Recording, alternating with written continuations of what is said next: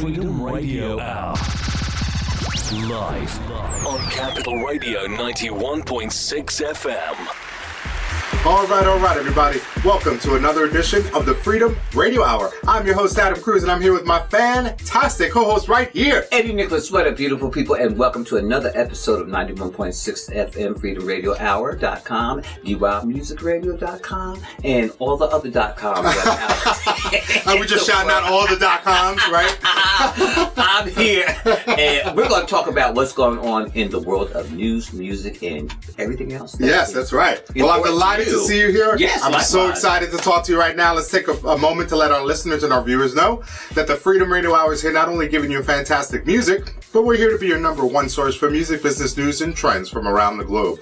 Right, we have to talk about it. This week, the House in the U.S., the House of Representatives passed the bill, H.R. 5477 or something like that. This is the Music Modernization Act. My brother Eddie tagged me in an article that he came across to remind me to talk about this in today's show. So we've talked about what essentially is happening is you have publishers, songwriters all coming together to urge Congress to review all of that old, antiquated language around the way we get paid in terms of royalties and the language about what they're looking at for assessing how much you're supposed to get paid. So all of these groups got together. They're urging Congress to look at it. Finally, Congress says, okay, we'll take a look at this. And they passed this HR, whatever it's called, 5477. And basically the Music Modernization Act updates all that old language. It takes us from an analog era to a digital era in terms of the language. It creates a standardized rate for how we're going to get paid, which is a lot better. It also protects pre-1972 recordings. You know, these old records, pre-1972 records, they had like a different set of rates that were paid. And these radio outfits were getting over. What do I mean? They had a way in which they would package these older tunes so that they would avoid having to pay a certain kind of rate for using those songs on their stations. Well, now this Music Modernization Act addresses that as well. And so it evens the playing field supposedly for everything. Yes, and the most important thing is that it adds a statutory right of recognition for other creatives on songs, like the producers, like the sound engineers, and like the mixers. All of those parties are now have been included in the equation for royalty payments. So I think that's a really good thing. I think we should be aware, though, that these things tend to take a long time. You see, we first uttered the words Music Modernization Act on this very show many episodes back. So the point here is that things take forever to come to fruition. They do, and then they go back and forth. Because somebody's not happy with this point, but it seems like if it's passed that everybody came to some type of agreement. Yes, it was unanimous in the House. Now it's going before the Senate, and they hope that it'll pass there as well. And hopefully you'll see this flush out. But the other thing to remember is that even if they say, yeah, we pass it, now the Senate passed, we're good, it takes time to actually develop and flush out that act. You see, like net neutrality, we talked about that before. In December, there was a repeal here in the States of net neutrality, basically opening the waters for telecommunications companies to really make as much money as they possibly can through the transmission of data on the internet. Up until now, we've been treating data equally, but with these telecom companies getting this win over net neutrality repeals, they're able to charge whatever they want, create fast lanes. The more you pay, the faster your internet transmission is. But I'm mentioning this because recently they just announced that net neutrality is officially dead on the federal level. That means that all of the steps that they've taken to repeal net neutrality, they've taken, but it takes a while for it to take effect. The other thing we need to mention is that while on the federal level, net neutrality is definitely dead, on the state level, it's actually the opposite. You see, the states have reaffirmed that they're going to go ahead and, commit themselves to making sure that net neutrality is still equal. Yeah, exactly. So the point here is what? The point is that when we're talking about the Music Modernization Act and all of these things that they're deciding to do, this is good news for us songwriters and publishers. However, I wouldn't plan to see the changes take effect right away initially. I think it's going to take a while. Why? Because I'm not sure that we have fully understood or appreciated the complexities around royalties and how people get paid. Mm-hmm. You see, and not only that, because now you're throwing more people into the kettle.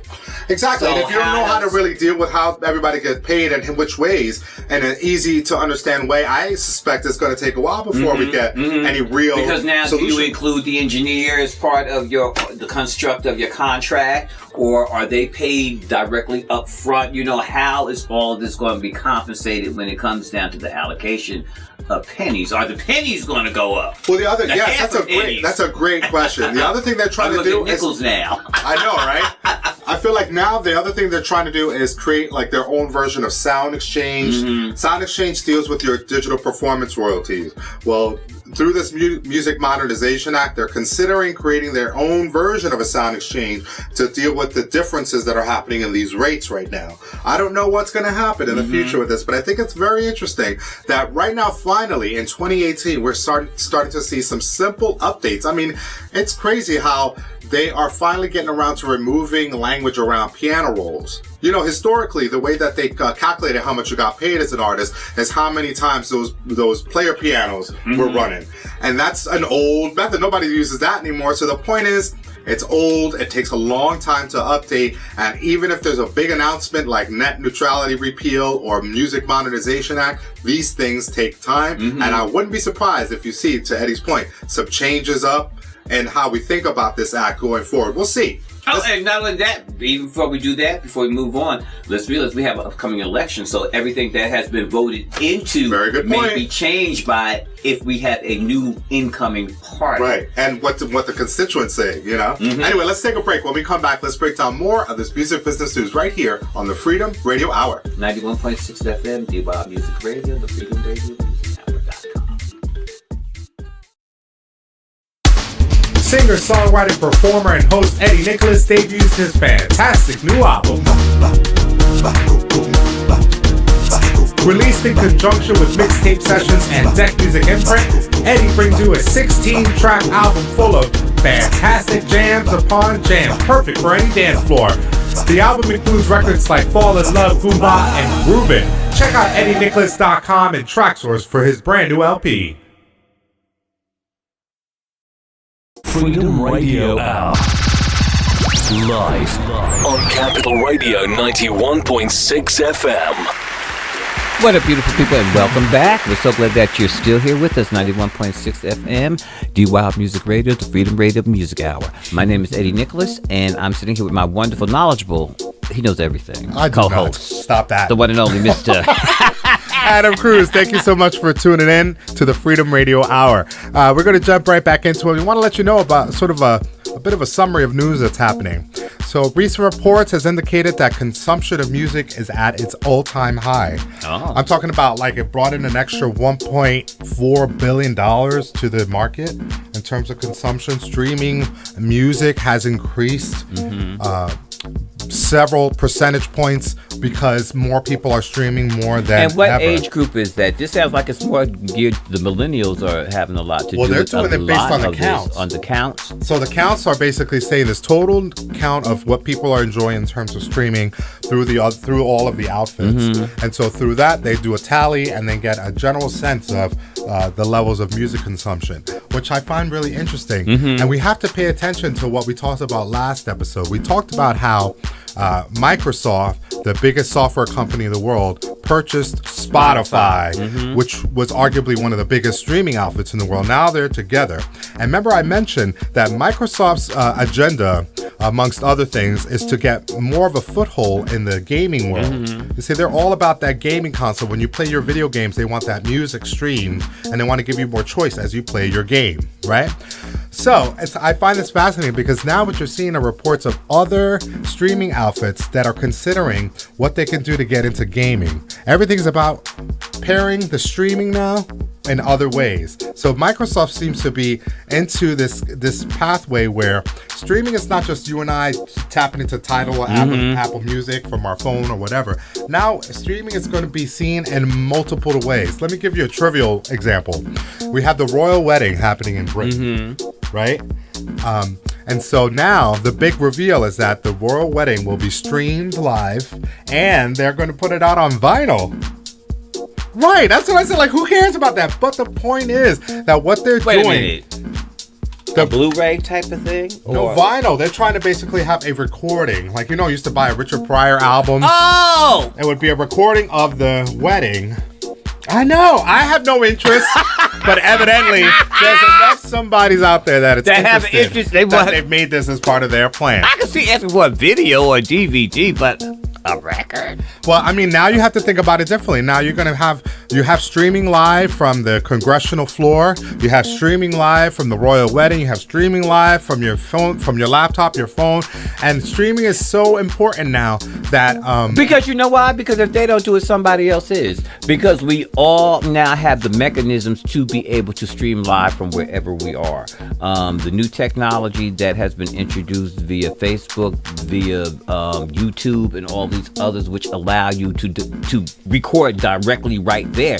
So everybody can be a photographer, everybody can be a movie director in their own right. And with these phones, you have editing features. That's right. So you can do all of that stuff right there. At your telephone. So it makes sense for these larger companies to be able to do. Now, what I have seen, working on the news end, is that when you come in, because of whatever restrictions that they have, they don't want you to stream live because they're claiming that they have the rights to stream it live from wherever they are. That's like Beyonce did Coachella this year, and YouTube and Coachella had a deal where they live streamed the Coachella weekend, and so you could watch Beyonce's because show. if she didn't do it, it was going to be done. Somebody was going to figure out how to do it. But anyway. They controlled it, which is the point. So that now you can't just watch the Beyonce live stream like that from YouTube. You have to circumvent and find some sort of bootleg little link somewhere. But they're trying to control when and which you're able to watch the live stream, which is really fascinating. So, in a nutshell, what I want you all to look for, if you're an artist or enthusiast or producer, what have you, look for the update in that Music Modernization Act, because if you're a producer, that is royalties that are going to be touching you soon enough. The other thing to be aware of is how streaming is really taking on a different face, if you will. It's not just a traditional listen to music or watch, say, Netflix. Now you're going to see streaming take footholds in more politics, and like I said, in the royal family, to like, you're going to see it in all different ways. And I also argue in artificial intelligence, AI has been taking a strong first step in becoming leaders in how we consume music. What do I mean? Well, using all these fancy algorithms and the intelligence that they can gather from your habits, your listening and viewing habits, are able to say, okay, well, now we can predict things like which are going to be the biggest hits, the biggest hit movie, the biggest hit show, the biggest hit song, the biggest on-air personality. All of these things come into play. And now everybody's paying attention to streams and podcasts, and even to the point where HBO, the home box television, the network, what they basically did was they signed two people like you and I doing a podcast. They're called Two Dope Queens. And they're two women who were really, energetic. They're millennials, so they're young. And they gave them a huge amphitheater and an audience. And they have an HBO show now where they're essentially... You've seen it? Yes. And it's basically two women that have taken their podcast and bringing it in front of a studio audience, basically, is what's happening. And that's all it is. That's all it is. But it's very fascinating how a juggernaut like an HBO would be willing to sign essentially a podcast, is how that started. Well, a lot of that has to do with views. To the point. So streaming is taking on new shapes here because you have intelligence now. You can algorithms you can look at, view counts, all that stuff is very, very important. But it's not going to be your grandmother's streamer. Let me tell you that. In the future, you're going to see streaming in all kinds of ways. Let's take a break. When we come back, let's talk more about this music business news and trends from around the globe. Think about 2001 Space Odyssey. We should be 3001 at this point. 3001, but 2001 Space Odyssey was doing it. Yes. We'll be back. 91.6 FM. Mixtape Sessions is proud to present singer, songwriter, actor, and Mixtape Sessions recording artist Jacqueline Graham. Produced by DJ and label head Adam Cruz, the Jacqueline plea includes Inside My Head and You Showed Me Your Love. Check out Jacqueline Graham and the Jacqueline EP, available to stream everywhere now. Mixtape Sessions, music for the people. Freedom Radio Hour. All right, everybody, we're back right here on the Freedom Radio Hour, your number one source for music business news and trends from around the globe. I'm sitting here with my fantastic partner, Eddie Nicholas. What a beautiful people, and welcome back. Yes. We're going to jump right into the next I had to give you a little bochinche. episode. Oh, he got both. You know, I love that word. Yeah, Spanish for gossip. So I got to give you a little gossip. What's Remember we the talked about bochinche? how I have been saying for a while now that the future of the DJ game is going to have to include streaming in some way. Mm-hmm. You cannot tell me that the future does not include the capability at some of our most famous clubs to have DJs be able to stream their content, pull it up, stream it, play it, mix it right away. No USB stick, no nothing. Well, we talked about how Beatport, one of the biggest digital download sites for EDM and house music, on how they were jumping into the streaming game, unlike their competitor, TrackSource. TrackSource has not, at least today, has not made any announcements about how they're venturing into streaming, but Beatport has. They launched this Pulse Locker, which is essentially on a cloud. You can put a music file, and if you're a DJ, you can pull that music down, which is available everywhere now. That's not new. What is new is that Pulse Locker allows you to access that music, if you're a DJ, from the cloud, even without an internet connection. So I think that's a big game changer. Well, the other news has come up because Beatport will not go down without a fight. They have not only have announced this big streaming thing that they're doing, but they're also announcing expansions of their offices. When you think of Beatport, where do you think they're from? I originally thought because they were doing all those Beatport festivals, I thought they were from the UK or UK, someplace. Europe or somewhere. No, they are from Denver, Colorado. Okay, now, why in the world have they not done anything with Colorado? Is definitely a major place for people to go to for visiting and attractions and everything. You would think that Beatport being in there, I know they do a lot overseas, but why are they not doing stuff here in the States, and especially in Colorado? Well, maybe they were too busy expanding. Because now we're at this place in Denver, Colorado called Taxi, and now they're moving to another called Zeppelin Station. Much bigger. They're having more employees there. They're going to be offering more. They're planning to expand more. It is going to be an online store right there in that vicinity. I don't know how that'll work, if that's a place where you can show up and download material or what. But at any rate, Beatport is looking to expand much more. You said the word scam. Was that a Freudian slip? You know what? I find it fascinating, though, because we talked about this before, how in California, which is a legal marijuana state like Denver, Colorado is, and how Amoeba Music out there had purchased a pot dispensary next door and are basically opening their doors to an experience that includes marijuana, cannabis consumption, and music consumption. And what a better thing to go hand in hand. But yes, I think this is their experience. I'm thinking they're going to be sort of the Dunkin' Donuts or the coffee house spot for, say, pot and beats, if you will. Pot and beats. See? Beatport, call us. So Beatport and expanding their offices, I have to think about, are they going to consider pairing their Beatport fan base or their music or whatever with pot, because it is another free, it's a legal state in Denver, in Colorado. And it's a state where people go to visit. Yes, and I think that they, especially if, to your point, we don't know necessarily, but if they aren't doing this yet, Beatport definitely should be doing some sort of cannabis festival that ties in pot and beats. I think that's really... I'd be there. Ready to perform. Yeah, but I think that's interesting, especially I didn't tell you we were going to talk about it, but it just kind of segued beautifully. And speaking of which, if you are an artist and you are interested in booking at one of these festivals for Beatport or the other, definitely look at all the fine print. Most recently, I have to talk about the story. Sometimes I get a request for Eddie to appear somewhere, and then I'll forward it on to him and say, hey, you consider this? And so recently we got a request for him to perform somewhere at one of these festivals where he was going to go down into quite a bit of a distance away, and he was going to go perform his song. So go check this out. So Eddie, doing his due diligence, reads all of the information, including the fine print, which basically asks him to pay to play. What does that mean? They wanted him to pay whatever the amount was. That's how, do you remember how much it was? I couldn't remember because once I got to the word send your check, You were done. I was done. Yeah, because they basically want you to pay, let's say, $100. You And pay I think it was $100. around maybe 100 or 150 or something like You that. pay that, and then you could fee. show up and play you could perform your song. But we, Eddie and I, do not pay to play. We're not interested in paying you so that we could perform. It should be the other way around. You should be paying us to come and entertain your crowd. If you don't think we can do that for you, then go find the next person. But that doesn't mean that you're supposed to pressure us to pay you to get on your stage.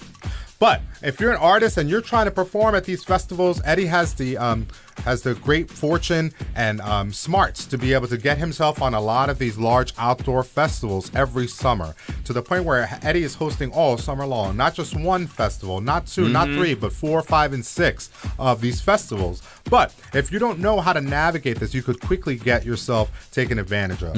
So one thing is, do not pay to play. The other is make your intentions clear.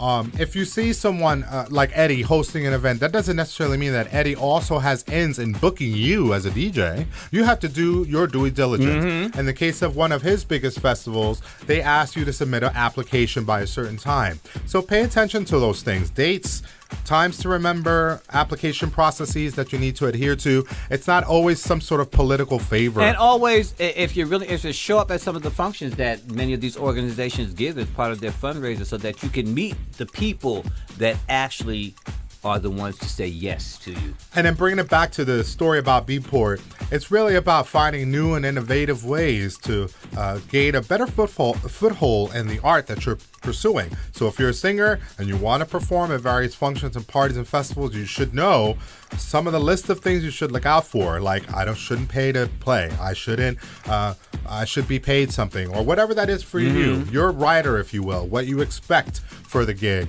Make sure that you let everybody know ahead of time what it is. And also be aware that just because you're doing something for yourself, you might not know this, but the next person thinks that you can help them. And all that is sharing information sometimes, right? Anyway, that's all the time we have today. Thank you so much for tuning in to the Freedom Radio Hour. Make it your business to check out Eddie Nicholas. The Do You Wanna Dance LP is available everywhere now. And definitely check out DJAdamCruz.com for more of my fantastic music. And leave a comment under everything we're posting at freedomradiohour.com, or download our free app. That's right. All of our episodes, podcasts, we have merch, music available for purchase. Check us out. Free app. Search out Freedom Radio Hour within the App Store and Google Play. All right. Have a great weekend and a great week ahead. We'll see you guys next time. Peace and love. 91.6 FM, freedomradiohour.com, DY Music Radio. Peace and love.